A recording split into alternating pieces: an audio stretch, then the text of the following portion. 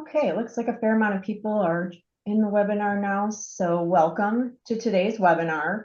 My name is Heather Zemo. I'm the Education Director at IAHSS. Our webinar today is titled Maneuvering Around Budget Cuts in Healthcare Security. A few housekeeping comments first before we kick us off. Feel free to use the chat to introduce yourself. I see people are already utilizing that. There should be time at the end of the presentation for questions, and we like to use the Q&A option at the bottom of the Zoom screen to put your questions in there rather than in the chat. So please add questions in that section. The webinar is being recorded, and it will be available in the IAHSS store within the next few days. With that, I'd like to go ahead and introduce our speakers for today. We have Mohammed Tarabaugh, we have John Ost, Ryan Clark, and Eric Clay. So Mohammed, I guess I'll turn it over to you first. Thank you, Heather. Good morning, everyone. Good morning to all the panelists. My name is Mohammed Tarabaugh, and I'm a lieutenant and the training coordinator for the Detroit Medical Center.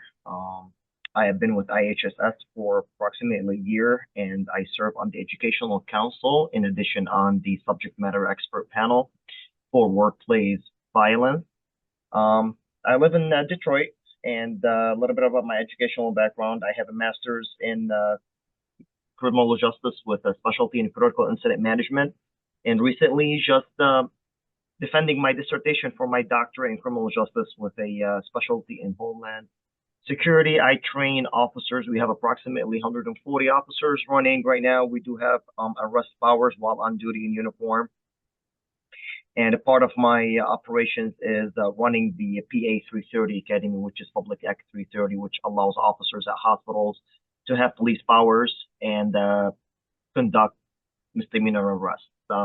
I will turn it now to Mr. John Ost. Good morning or afternoon, depending where you are. My name is John Ost. If you aren't familiar with me, I'm a member of the IHSS board, member at large from Geisinger in Pennsylvania. I'm a CHPA, and a little of my background, I come from a law enforcement origin. Was a law enforcement officer for a long time in Virginia, been in healthcare now since 2011. With Geisinger, I have an interesting perspective on the subject matter. I've kind of seen the scenario that we kind of discuss it. A lot of people will say that it takes something drastic to occur to receive some unfortunate benefits from it when it comes down to budgeting. And I can also share some of my experience on that. But I'm just glad that I'm here and excited to spend some time with everybody, especially the amazing panel we have.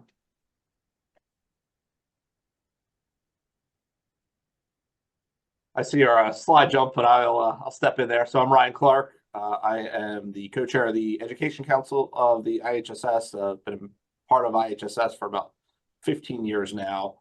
I'm the Senior Director of Emergency Management and Public Safety for Bay Health in Dover, Delaware. Been here for 7 years. Been in the industry for 20 years. Spent my entire career in healthcare. Been in a few different organizations, dealt with budget crunches, and dealt with events that have driven budget improvements. So happy to be part of this panel and give some insight. Good morning or good afternoon. My name is Eric Sean Clay. I'm the Vice President Chief Security Officer for FMLL Health in Baton Rouge, Louisiana.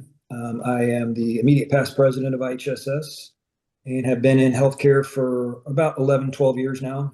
Prior to that, spent a very long time at the local, state, and federal level in law enforcement. Excited to be here today. I think that all of us in security know that doing more with less is the norm. However, I think recently we've seen kind of a paradigm shift. Due to the rise of workplace violence, I think healthcare security is being seen more as a trusted partner and not just a cost center. And despite this, I think organizations still look to security when they're looking at reducing costs. So got together with some of the people here on the panel. We had a conversation. We thought this would make a great webinar. So we're all very excited to be here today and kind of share our thoughts on how to address this issue.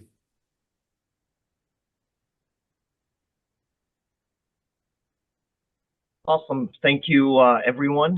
Sorry, I might be having some internet issues due to constructions around my house, and they're digging the ground. So please excuse any delays. So the objectives of this seminar is to identify and prioritize key vulnerabilities with healthcare security operations to ensure critical areas remain protected during periods of financial constraints. So as everyone is aware, we are expecting some financial constraints coming up in 2026 with the updates of the laws. And, it's going to, of course, affect every aspect of the hospitals or healthcare locations, including physical security, armed security, doing updates to our surveillance, lighting, access control, parking management, and all that could affect healthcare overall, and including the staff of your facilities. In this seminar, we're gonna also try to apply practical strategies for efficient resource allocation in order to balance cost saving with the need to maintain effective safety and security measures. And we're gonna try to develop approaches to enhance team preparedness throughout the whole facility, and of course, enhance department resiliency through targeted training, cross-functional collaboration, and optimized use of existing assets. So in 2026, we are having potential issues, including the cuts to budget cuts, which is approximately $240 million for hospital preparedness programs, which support emergency readiness and physical security. So FEMA grant reduction also has been seen on the news and throughout different panels that they are expecting an approximately $646 million in reductions, which will also affect security partnership between healthcare and local law enforcement, and of course, going to affect coordination with local PDs and emergency medical services.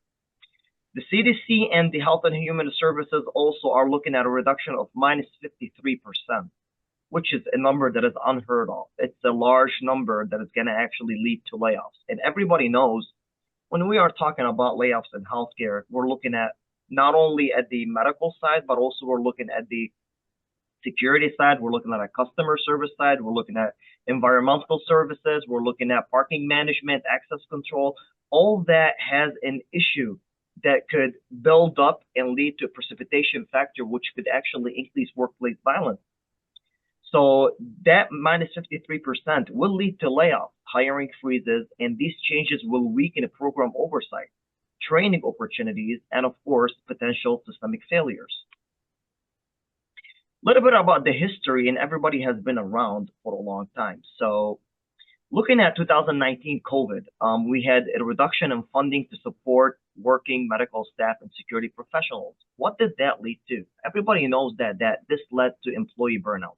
Everybody was aware of the emergency quarantine at the beginning of the phase and what caused a lot of people to say, well, I was involved, or I was at a bar, or I was at a birthday party, and I got in contact with somebody who turned out to have COVID. Now, the original quarantine day was 14 days. I mean, in Michigan down here, we had 14 days that people had to stay away from other people. That led to employee burnout. That led to shortages in manpower. And it happened on both aspects, medical and security. Those decreases in 2019 also led to shifting of funds to ensure availability of proper PPEs. Down here in Michigan, I do remember how Ford Motor Company, because they stopped manufacturing vehicles during that time for emergency situations, they started sending distilled alcohol. They started working on distilled alcohol, making face shields, and sending them to hospitals because there was a major shortage nationwide or actually worldwide regarding PPEs.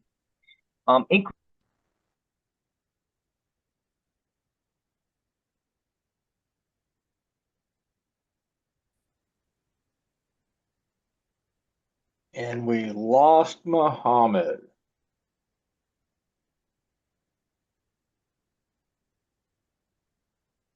See if he hops back on.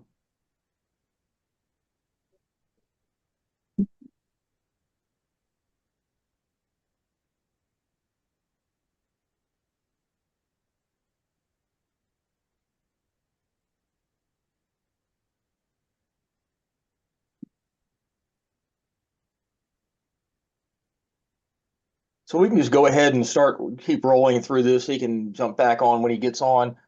Sorry about the technical difficulties here. But again, Mohammed's just, again, discussing some of the challenges we had because of COVID-19 the first couple of years in there. Something we've even identified, at all of our campuses, I'm sure. He was just discussing the lack of availability for PPE, but then the increases in workplace violence. So I think we've all experienced that, and I've kind of, even for our organization, created a timeline to kind of show the escalation over time. 2024 workforce shortages leading to increased use of outsourcing of staff and neglecting enhancements of security measures. For instance, I know, say, with even up to that through COVID, I know with our organization, reallocating our staff to work with visitor screening. 2024 change healthcare ransomware attacks. We're familiar with that, leading to reduction in hiring, upgrading physical security measures, and mainly focusing on IT and cybersecurity. So Heather, there, I can still do it good. I can still lead with that presentation there. But John, so I would comment off of that last slide too. We Go want to use these historic events to guide our thoughts when we're trying to maneuver for budget issues or budget cuts. These are examples of things that may not be tied directly to our day-to-day operations, but as leaders of our departments, when we're looking at budgets and looking to justify budgets, we should understand how events in history, how current events in our community, our region, our country are impacting healthcare, and how we can speak to what we can do with our resources to offset them. So when I look at things like workforce shortages, we can tie that into things like patient experience and start speaking the language of our C-suite and our other area directors to really leverage what we can do to help patient experience by maintaining our budget, increasing our budget, or just managing it.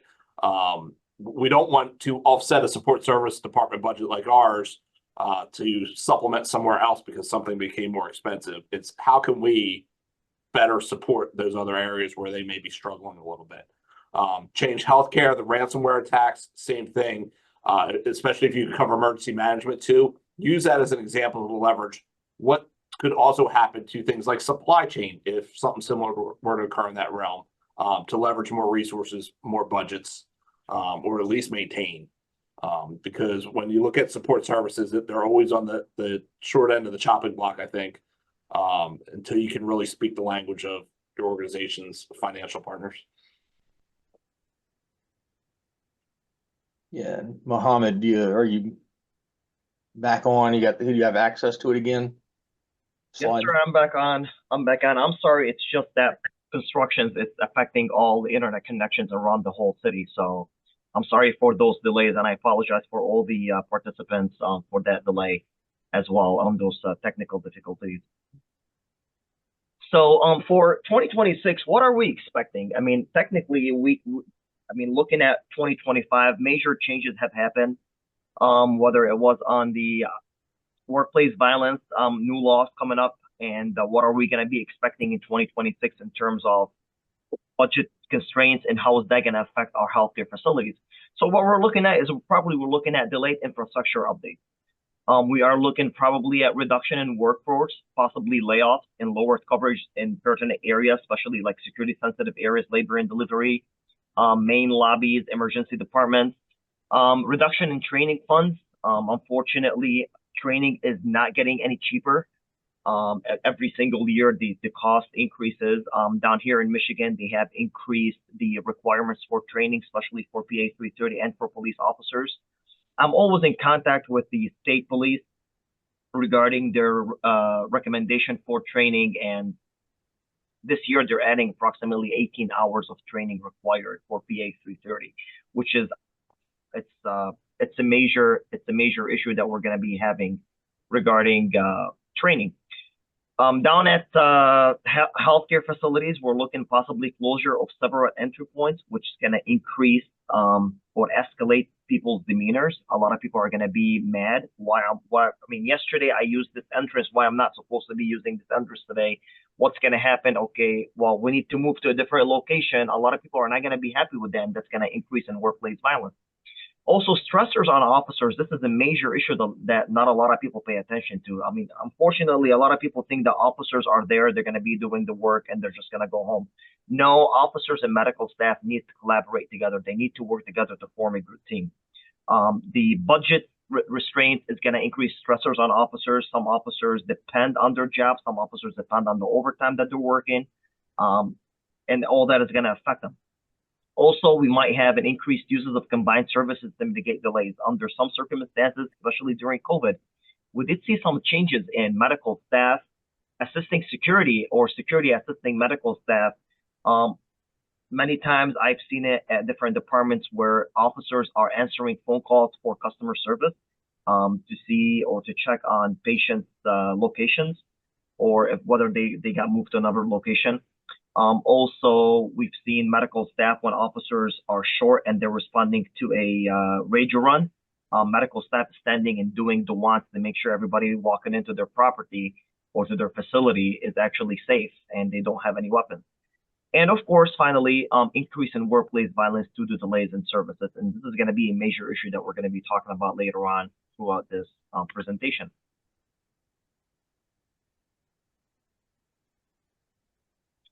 Preparedness plan. How can we prepare? How can we prepare? Now, every situation is critical in this type of planning, and we need to identify high risk zones. We need to do walkthroughs throughout our departments and throughout our facilities to establish what areas are high risk zones. For example, the emergency department, labor and delivery, NICU, or special care nurseries, behavioral health units, and pharmacies where a lot of controlled substances are located. We also need to conduct a threat assessment to identify vulnerabilities in access control. Are our access control in spot? Are they working? Do we have any lagging in the system? Do we need to conduct any updates right now before the end of the year comes in? As everyone knows, now Thanksgiving is coming in. Now we have Christmas coming in, New Year's is coming in. So all these vendors are going to be busy, or people are taking their vacation. So we need to make sure we adjust and we call for service orders prior to the end of the year. We need to review and conduct continuous updates to our security sensitive areas, and we need to review prior incidents that occurred in these locations. For example, if we had any attempts of a code pink or any attempts of a code purple, we need to review that. We need to see what happened, what were the pitfalls, what were the gaps in our response or in our mitigation or recovery processes. We need to prioritize critical areas before administrative ones. It's imperative that every single person in the hospital is an important asset, whether they are patients, customers, human resources, vendors. They are all beloved to our department. They all make our department and they make our healthcare be a better place. So what we need to do is we need to prioritize critical areas where patients are located. We need to increase the lockdown and access control for administrative areas so we can shift our focus to critical areas that are always changing, such as the EDs, labor and delivery, human pharmacies, patient care areas. And we need to also review our visitation policies and the numbers of allowed visitors per patient. During COVID, I do remember that we did not have a lot of visitors allowed. Under some circumstances, we had 0 visitors allowed for patients, and they had, they can use the phone to call them, or they can use social media to talk to them. But we restricted visitation policies in various areas. And as you know, visitation, the more visitors are coming into our property, the more issues we're going to have, especially if we drop down in the number of officers. John, can you take over? Sure. Do you want to go with some of the ways that we're doing it here, or go through your slides? I mean, here we're talking here on yours, for instance, cross-training, education. Some of the things that we typically do on our end here, it was kind of interesting. just before COVID, we had really had that era of lean. So we'd really started working on trying to streamline activities and streamline things we've been working on. One of the slides I wanted to bring up here, which is my just a slide that I put together of some things that we're doing on our end here at Geisinger. If anyone ever wants to get into the weeds on these and discuss how we've done this, please do. But one of the big ways that we can relay our value to our organization is through analytics and statistics and data. Whenever anybody speaks with me, they automatically hear me say over and over that if it's not documented, it never happened. So that's really what this slide is about. We have something we use on our end is we've created a very robust data platform with multiple reporting sources. As you can see on here, we're utilizing our MIDAS patient safety data for workplace violence events. We're utilizing our report management systems from security. We're also cross-referencing various different things, our mobile duress alarm systems, our employee health reports, our workers' comp data, and also anything we can have to document our value and help the organization to track it with this data whenever the executives within our organization request us to come forth and discuss any important issues. We pretty much got everything on one platform. So this is kind of one of the things that I preach on, is to show that escalation of behavior, because as Muhammad just mentioned, as we're kind of like tightening our belts, we have to take in as much responsibility as we can, take as many options as we can, just a lot of different things. But I kind of want to share this. I can measure on our platform here the different locations and everything else so that we can actually utilize our resources in the areas that most matter. And Ryan, I know you had also talked a lot in our pre-discussions about our statistics and analytics. Yeah, I think if you're not doing data analytics today, you need to start tomorrow. The reality is when we're trying to maneuver tight budgets, when we're trying to request more, we need to have the data behind that to support that. That is what our C-suite speaks. But it's not just having the data, but it's knowing your data too. It's what's your 5-minute elevator pitch when you get a phone call that the CEO wants to talk about a specific topic? What's the 15 minutes you have when you can present to your executive team?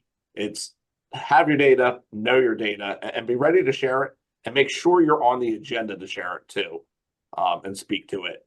So I know here we speak with our senior leadership team every quarter. We talk through the trends, we talk through what's going on.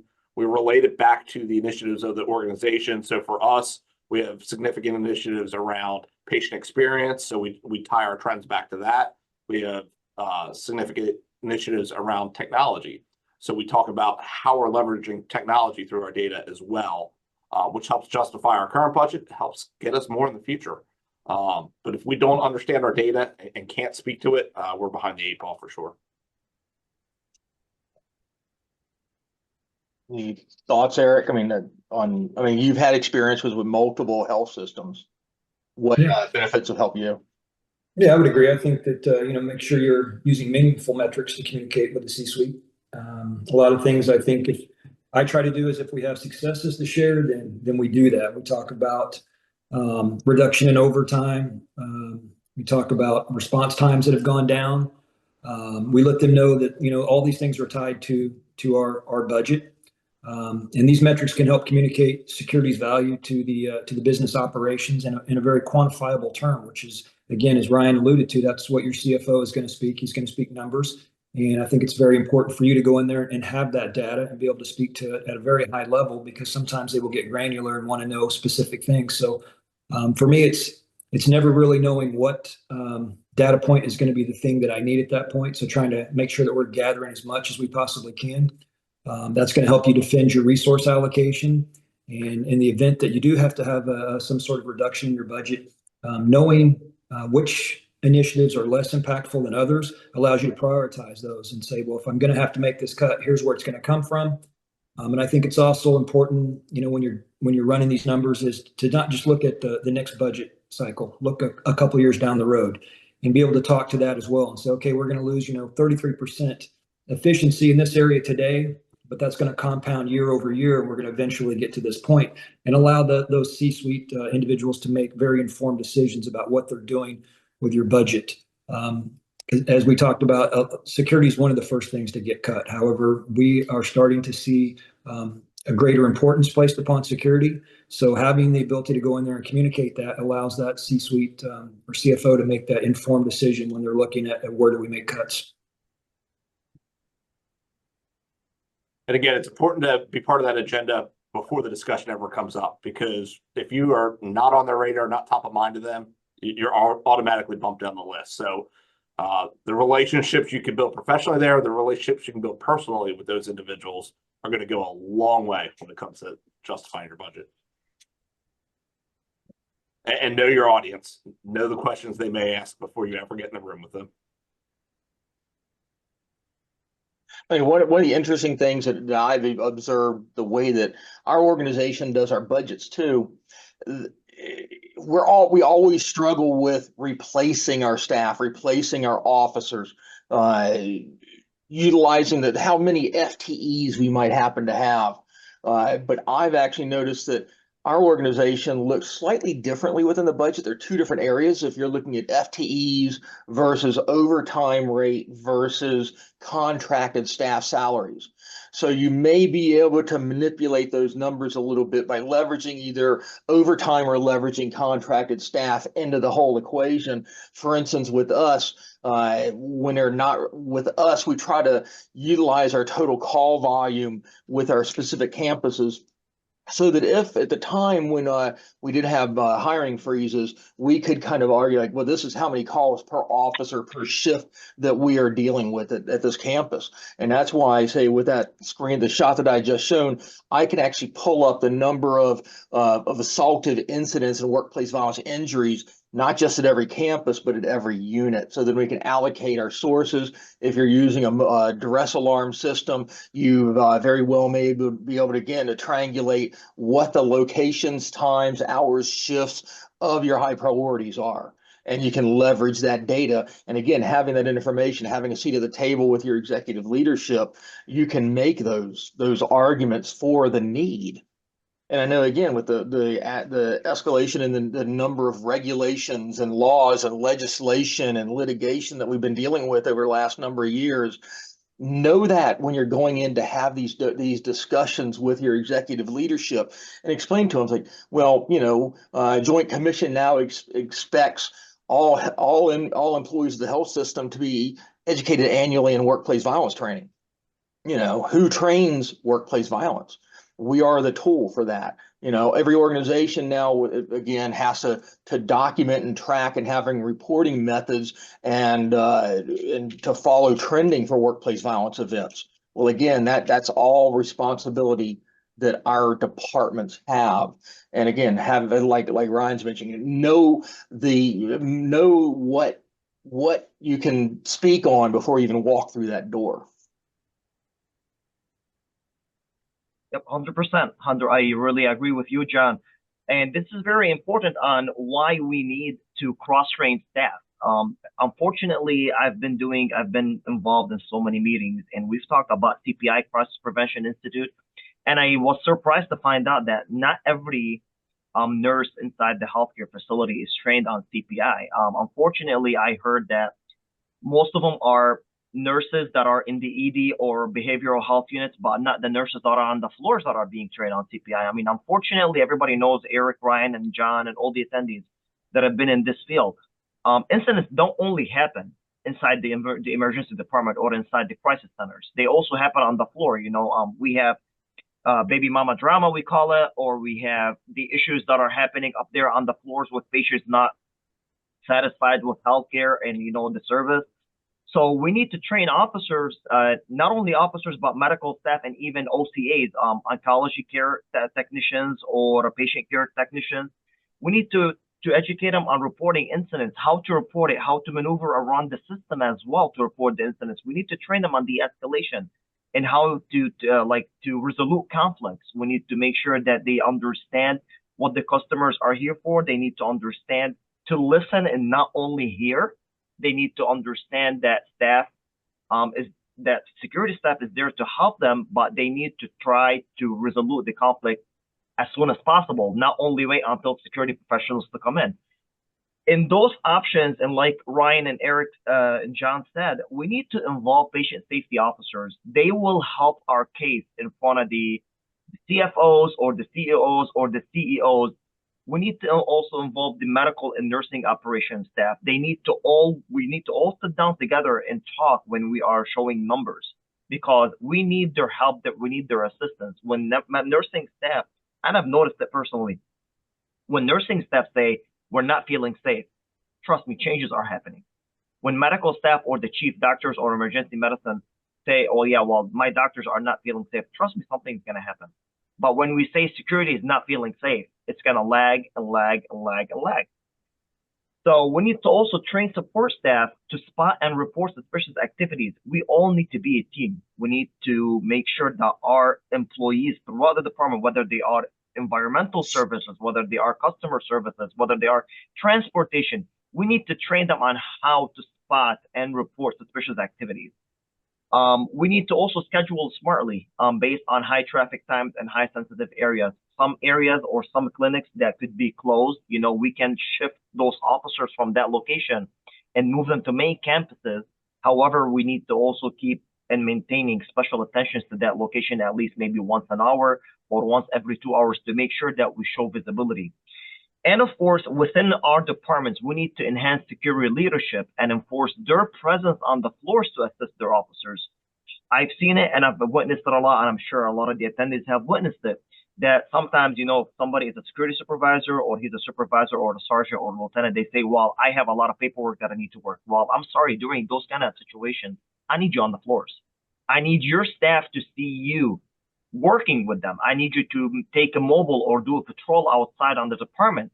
This way you show visibility, you show inclusiveness, and you show your team that you are a part of that team, which is TEAM. Together, everyone is trying to achieve more and protect more and cover more. So these people need to, or these sergeants, supervisors, or including managers, they need to leave their desk for a little bit and go ahead and show presence on the floor to enhance the officers' demeanors. During COVID, I do remember having a lot of bodies coming in. I do remember a lot of bosses that I've seen before. They were assisting us in customer service. A lot of officers were calling off. They used to put their uniforms and come and work with us. When we had a lot of morgue runs, they were assisting us in doing the morgue book, moving bodies, pushing bodies, pulling bodies, assisting funeral directors. And that's the type of leadership that security needs to have. They need to see their big bosses doing it, because now everybody's going to say, if the boss is doing it, why I'm not doing it? And to me, this is a good demeanor. If they see the big bosses are doing it, then they're going to start pushing themselves to do it. We also need to conduct meetings with law enforcement partners to enhance response. I mean, with budget cuts coming in around, we need to make sure that our law enforcement partners are they're in line with us. They are aware of what's happening. So, for example, down here at my department, we also conduct quarterly or bi-monthly meetings with Detroit Police Department, Wayne County Community Wayne County Sheriff's Office, and we also conduct meetings with Wayne State University because they are close to us. And we also need to ensure our reporting system are properly functioning and that staff is being trained on. We need to also review and enhance emergency response plans, or ERPs. Make sure that environmental of care meetings are conducted when they are due. We need to form incident command posts. We need training on how to form incident command posts and what are the roles of risk management and incident commanders. We also need to make sure that our logistics and planning department are aware of those changes and what can be done. We need to ensure daily updates of statistics, like Aaron, Ryan, and John said. C-suite is looking for numbers. They're not going to be looking. They're not going to be reading our use of force reports or our information reports or our arrest reports. They need to see numbers. What are we having inside that property? What are we having inside that facility that is going to affect healthcare or is going to affect the customer service and patient access? And we also need to increase situational awareness by keeping the C-suite abreast of all changes when they happen, and to utilize heat mapping to show patterns of behaviors and crime statistics of pertinent areas. The heat mapping is a great tool that can be used. You can divide it into multiple categories like emergency department, customer service areas, clinic, behavioral health, floors like ICU floors or surgery floors. And John already went over this. Go ahead, Ryan. Sorry. So just to comment on that last slide too, two things with the heat mapping and with law enforcement partnerships. Utilize heat mapping within your facilities, but also utilize it within the community too, especially if you have home health programs or if you have violent areas of the city where you know if you have several ambulances coming from there, that it's going to increase challenges within the organization. The other thing with the partnership with law enforcement is it's great to have those partnerships to enhance your response, but it's also good to understand if they can't enhance your response so that you can justify more spend internally. So for example, in the city of Dover, there are times where I have more security officers on than there are police officers on in the city. And during those times, we're not getting a timely enhanced response or support. So it's good for us to be able to speak to that with our internal teams to augment our staffing during those times. We also do that with some of our other facilities too, because the state police here isn't in much better shape. They might have 8 people on for an entire county when I have 8 people on for a shift. So it's just really understanding how they can enhance our response, but also if they can't, how we need to offset and augment that and how we can support them too. So similar, one of the things that's come up here over the years, there's been this like kind of like unwritten rule. We have this number of minimum officer coverage for a shift within each of our hospitals. Have some flexibility there. Look at the number, like for instance, some days we may have at our main campus here 4 officers on duty. Other days we may have 8 officers on duty. Cross-training them to work those other campuses, leveraging that workforce across the other ones. And the other piece of that I always preach to our staff: never say it's not my job. Right. For instance, I have an officer at one of my campuses across town. We have a small community camp, a hospital, and we have one of your officers gets sick during the middle of their shift and leaves. Instead of pulling somebody in overtime, if you have an extra staff member at another campus, if they're cross-trained, send them over there to cover the shift. To cover that. So they may not know every single nook and cranny of the hospital, but they're going to know enough because they're cross-trained that they're going to use the same general processes. And by doing that, you're going to minimize the number of staffing hours that you're going to be using.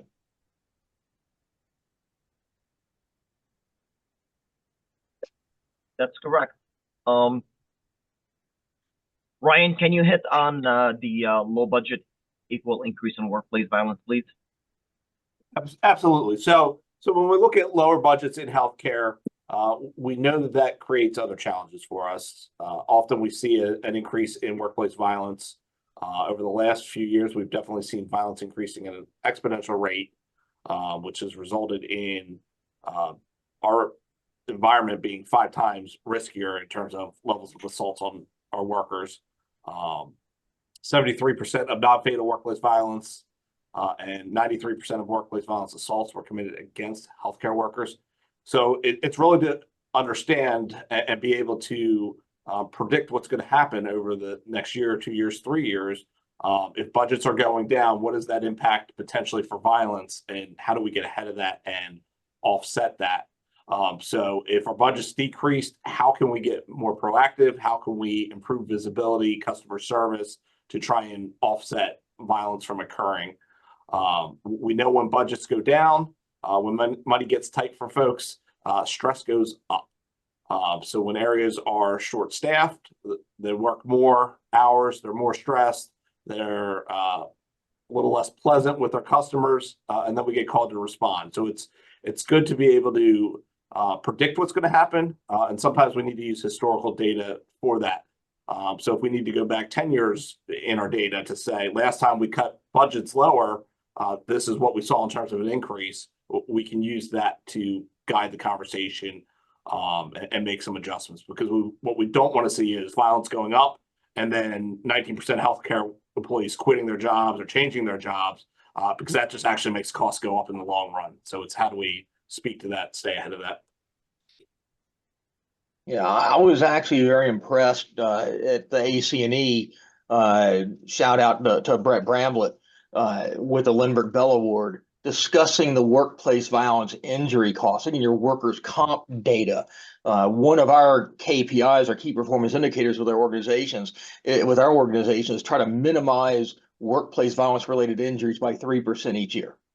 And I remember that was one of his reasons that he was feeling that he would be eligible for that award. And I think that's a big piece. If we can leverage and show how much money we're actually, the organization is decreasing because of our training and our education and our awareness efforts and the way we're leveraging our staffing and placing our officers and our shifts, I think that's very beneficial if we can show that decrease in those expenses.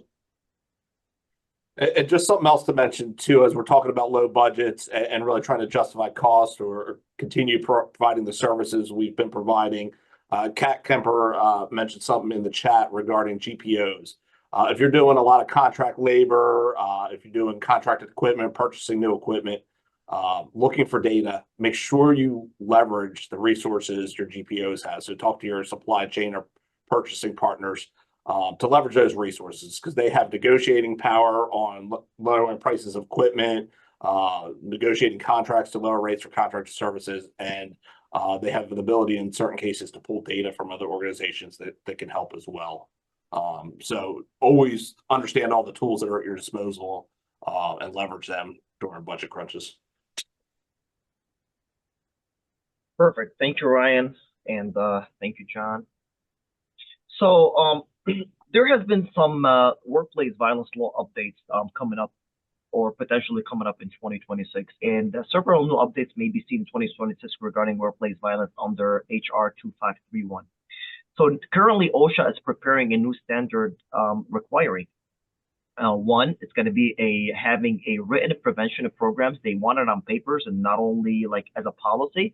They want it on paper of the whole plan of the prevention program. They are requesting and requiring incident tracking and analysis to include enhanced investigation of processes. They want to see how the initial call came in, at what time, and how it was responded by the officers. How did the staff assist the patient safety officer, nursing supervisors, or nursing administrator in addition to the chief nursing officer. They want to see how everybody was participating in that safety planning. And they are also requiring risk assessment and environmental controls. Several states are mandating documented annual staff training, including qualifications of the program chair. So now they want to know the program chair and what's their background, how long they have been doing that, and what's their background, whether they've received training through IHSS, they used training through ACES, or they used through CDP. And the Joint Commission is also requiring letters from healthcare administrators appointing workplace violence program chairs. So now this is a new thing that I did not know about this personally, although I have been the program chair for my department for about a year now. So now I heard that the Joint Commission is requiring those letters for healthcare administrators. And we need, OSHA is also enforcing continuous updates to policy and procedures to include immediate revisions when issues arise.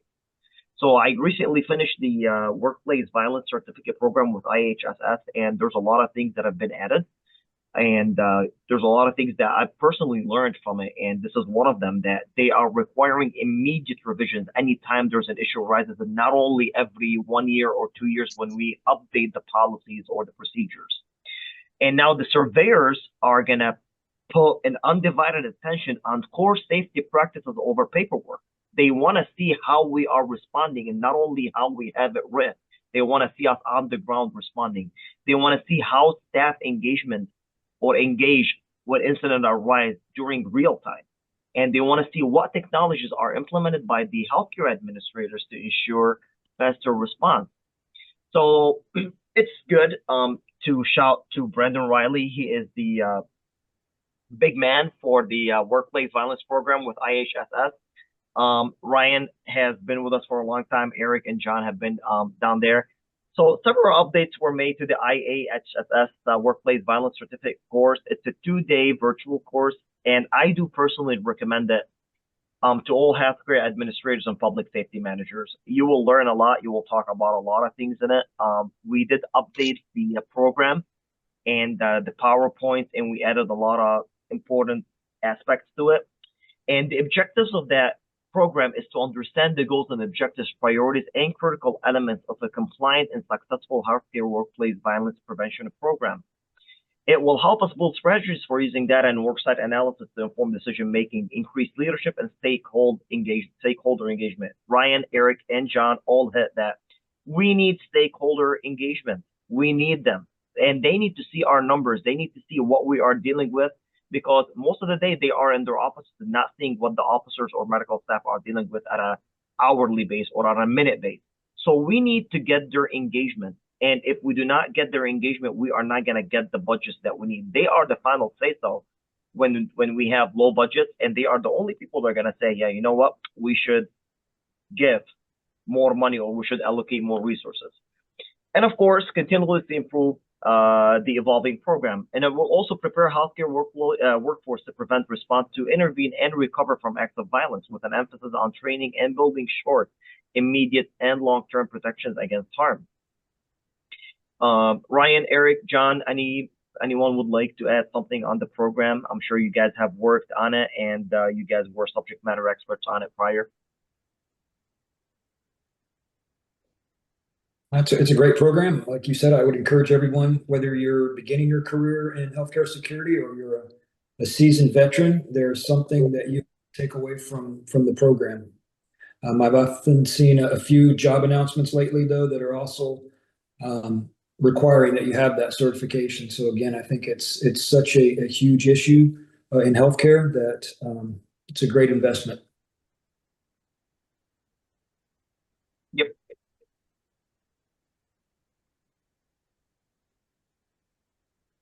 I know when Mohammed, we had spoken in the call earlier too, and I see Brian brought it up about grants and opportunities for nonprofit organizations. If any of you guys had any success in that. So I can tell you, I've had a good bit of success with grants, but I choose not to rely on grants. So if I have must-haves, I build it into my budget and get approval for it, and we use the grants as bonuses essentially, so we can do add-on less urgent activities for security, or I'll use the grants to demonstrate some savings within the budget. I've had a lot of success with them, but again, it's always a gamble. You need to make sure that you're writing the grant right, you're leveraging it right. So they are useful. Just choose how you want to use them, I think. Yeah. Yeah, and I know from our organization, and I know a lot of us have that also, is a foundation associated with your organization. Our foundation didn't just help cover our expenses for our 2 canine officers. They actually purchased a canine for one of our local police departments where our drug and alcohol rehabilitation center is. So they've done a lot of things to help us out with that too. So that's another resource that may not come to mind often, but would probably help you out too. Yeah, especially if you're a nonprofit, you definitely have some type of foundation arm of your organization. So that is certainly something to leverage. Yeah, we even had I believe it was like a nursing auxiliary program at one of our hospitals where they actually purchased all the body armor for all the officers on that campus a few years ago. The other thing that comes to mind too is sometimes there's physician funds, assistant funds, other funds that the medical exec team has. We've leveraged that before for some smaller projects as well that help benefit them. Those projects, and it's going to come out of a separate budget. Yeah, for us here, we try to always set aside about a 10% of construction project budget for security enhancements.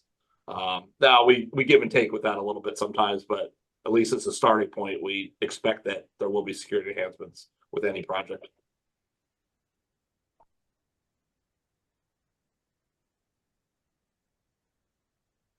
Eric, can you please help us close? Sure. Um, to be honest, I've got a few ideas that I'm not sure that we necessarily covered that I would love to throw out there. And I know we talked a little bit about risk assessments, but I would suggest that before you even begin your budgeting process cycle, you conduct your risk assessment at that point. To me, doing so has allowed me to tie my initiatives to assessed risk. That makes it a current risk that we are facing that the system needs to address. And having it connected to a current security concern to me has always made it more difficult to have my requested funds denied. If you've got issues like, again, we're talking about workplace violence, you've seen these huge issues of workplace violence. Focusing your initiatives on workplace violence will probably keep you from losing that money. I also think, detailing every security function and the why and how it contributes to the safety, security, and continued profitability of the system is an important aspect as well. Again, that's tying it to what your CEO is looking at or your CFO is looking at. And if you have those tangible metrics that you're using, such as sometimes I would tie things to nursing turnover, knowing that it costs around $85,000 to recruit and train a nurse, and then talk about how giving me X amount of dollars, we believe that's going to help us retain X amount of nurses next year has been successful. It's really difficult sometimes to quantify the security function and how we play into the bottom line, but doing so has been very beneficial. Another thing I think is important is when you reach a certain level in your career is not necessarily focus on security certifications, but looking at more. I went back and got an MBA because I needed to learn how to speak the same language that the C-suite spoke so that I could tie all my initiatives to things that they cared about. And I was able to, look at spreadsheets, forecasts, do all the things that are important when you reach that certain level. So I think doing that can definitely help you. You can communicate how every dollar being invested is going to show some sort of ROI. And then the last thing I would like to add is at the end of the day, you have to understand that no matter how passionately you feel about certain initiatives, you are a trusted advisor to the C-suite. Ultimate decisions are going to be made by them. They have the right to accept certain risks. And I know that, sometimes people feel very passionate and they say, this is important, we should be doing it. Why are we not doing it? Sometimes they're going to have access to information that you don't have, and they have to prioritize things across the system. So I think it's important just to understand that you might feel slighted at the time, but you've been heard. And to me, that's the most important thing, is that you are actually listened to by the C-suite. They consider what you say, and they may act upon what you say. Sometimes they may not. But just knowing that you're that trusted advisor to me is the role that I need to be in. And that's the sweet spot for me. John, Ryan, would you like to go over the take-home notes? Sure. I mean, I think the big takeaways are make sure you're promoting the services, but make sure you're leveraging other resources and ability too. So the See Something, Say Something campaigns, make sure that's known in your organization. The more folks speak up publicly about challenges with security, the more help you're going to have in supporting your budgets. And it promotes that really safety is everyone's job. We have to ingrain that in organizations. It's not just a one department thing. When you're in doubt, make sure you're escalating concerns to management, to administrators, to follow up on and investigate, and be proactive. The more proactive we can be, the better. Sometimes in our industry, we're reactive by the nature of events, but when we can be ahead of them, that's better for all of us. And we want to be transparent. So we want to be transparent with our teams, and we want to be transparent with the rest of the organization too, what our challenges are. It's the way we get ahead at the end, and it's a way we gain trust and visibility. I think the other thing too is remember the IHSS is full of a lot of leaders with a lot of experience. If you're dealing with a situation around budget where you need some help maneuvering it, reach out to any of us, reach out to anyone in the organization. There's guidance here that we can help you with. Yeah, and I'd say definitely make sure you have a seat at the table with your executive leadership team. Again, out of sight, out of mind.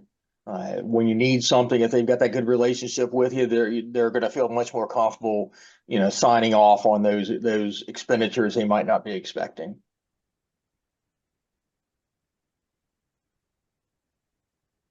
Okay, well, this has been a great webinar. It looks like we're almost at time. If anyone has any last questions they want to ask, go ahead and throw it in the Q&A option. We'll give it another moment or two, and if we don't see anything, we'll wrap up.